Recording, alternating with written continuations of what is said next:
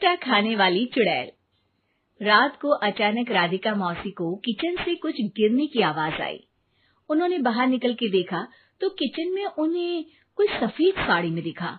वो चीख पड़ी, हे भगवान, आलतू जलाल तू आई भला को टाल तू, आलतू जलाल तू आई भला को टाल तू। राधिका मौसी को चीखते सुनकर श्रवण बाहर आता है भागते हुए।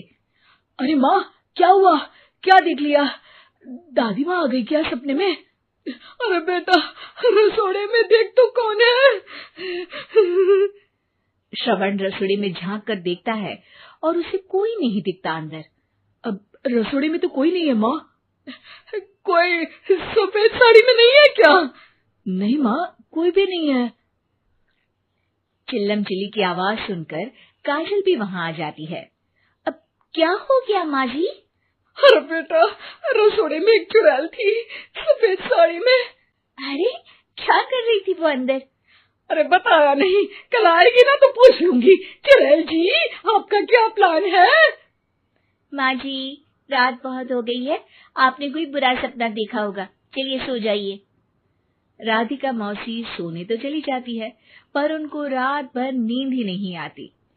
वो कुछ भी उलझुल बातें सोचने लगती है।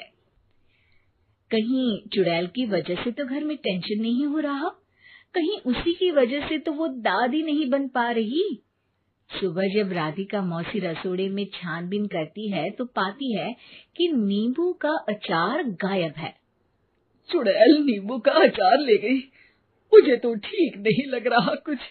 चुड़ैल को भी पता है कि जिंदगी का असली मजा तो खट्टे में ही है। राधिका मौसी झट से श्रवण को फोन कर देती है। बेटा, मुझे समस्या समझ में आ गई है, हमें एक तांत्रिक की जरूरत है। अरे क्या बोल रही हो माँ, तांत्रिक की क्या जरूरत है? आप पूजा पाठ तो कर ही रही हो ना। आलतू जलालतू मंत्र सारे फालतू जैसे कुछ मंत्र पढ़ो, चली जाएगी अपने आप चुड़ैल।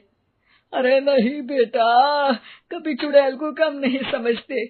अरे तुझे पता भी नहीं चलेगा कि कभी वो छल करके काजल की जगह घर की बहू खुद बन जाएगी। क्या माँ, कुछ भी बोल रही हो? कहाँ काजल और कहाँ चुड़ैल। वैसे एक बात बताओ, काजल को अगर गाने के लिए बोल देना तो चुड़ैल काजल की आवाज सुनकर घर तो क्या, धरती लोग छोड़कर चली जाएगी। तुम ना पढ़े लिखे बच्चे हर चीज को मजाक समझते हो। तुम रहने दो, मैं खुद ही तांत्रिक को बुला लेती हूँ। अच्छा सुन, शाम को इमली लेके आना। क्या है कि चटनी खाए बहुत दिन हो गए है ना। नहीं माँ, इमली तांत्रिक से ही मंगवा लो ना, आटा वगैरह भी उसी से पिसवा लेना। देखो मुझे काम करना है। श्रवण रात को कई तरह की सब्जियों के साथ माँ के कहने पे चटनी के लिए इमली भी ले आया था, लेकिन राधिका मौसी के दिमाग में अलग ही फिल्म चल रही थी। उन्हें अब सिर्फ शक ही नहीं यकीन होने लगा था कि शायद चुड़ैल ने श्रवण पर अपना जाल बिछा दिया था, जिस वजह से श्रवण उनकी बात ही नहीं मान रहा था। पर कोई नहीं, आने वाली रात में राधिका मौसी खुद तैयार हो गई चुड़ैल को पकड़ने के लिए।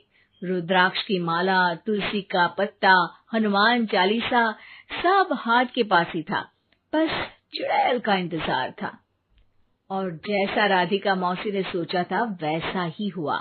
वो चुड़ैल उस रात भी आई, पर वो राधिका मौसी से तेज निकली और राधिका मौसी के उससे पकड़ने के पहले ही वो भाग खड़ी हुई।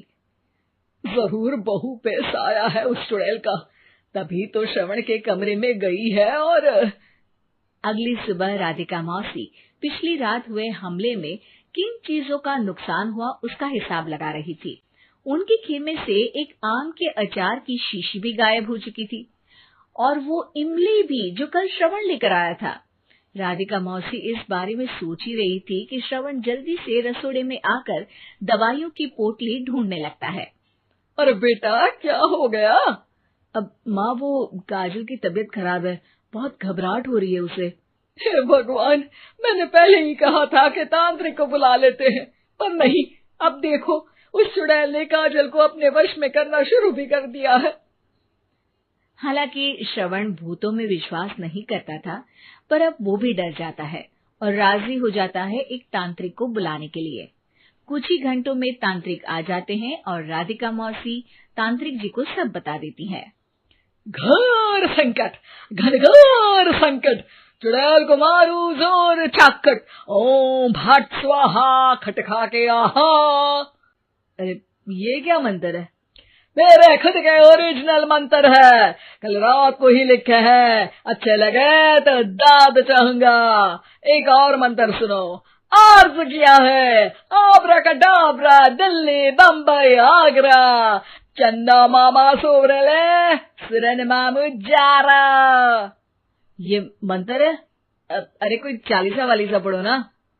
वक्त कम है, 40 नहीं पड़ेंगे, 20-25 में काम चलाना पड़ेगा।